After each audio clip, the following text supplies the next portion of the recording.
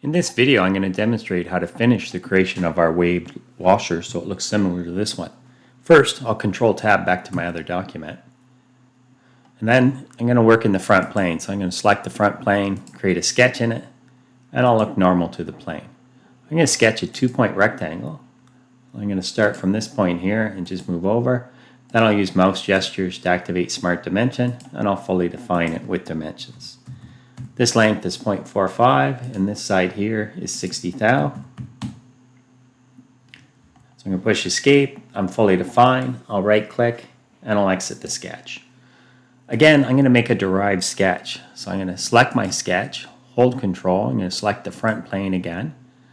Then from the drop down menus, I'll select Insert, Derived Sketch, and it's there. So I'm going to drag it over closer to where I want it. If I try and dimension it, it won't allow it. Alright, so I can't dimension a derived sketch. It must be fully defined with relationships. So I'll exit the dimensioning. I'll select this corner and this point, and I'll make those coincident. Then I'm going to select this line here, and I'll make it horizontal. So my sketch is fully defined. I'll right click and I'll exit the sketch.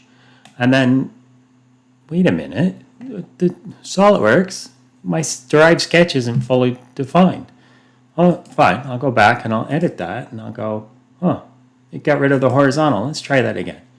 Horizontal, fully defined, right click, exit sketch. It's what, all right, let's go back in, edit this sketch. SolidWorks won't let you do that. What I'm going to have to do is I'll select this entity, hold Control, select this entity, and I'll make them collinear. Then I'll right click and I'll exit the sketch and it's fully defined. Whew, lucky. So next I want to work in the right plane. I'll select it, tell I want to sketch. I'll look normal too, and again I'm going to make that same 2-point rectangle.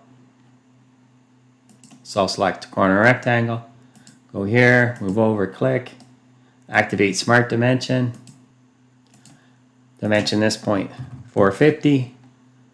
On this side 60 thou.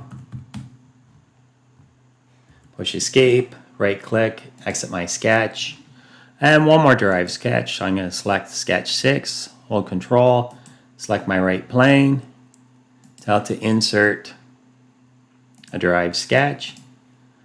I'll grab it, drag it close to where I want it again, select these 2 points while holding Control, release Control, add the coincident, and add the collinear as we did before.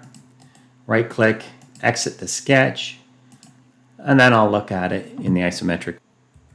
Alright, my final step is I want to convert this into the waved washer using loft.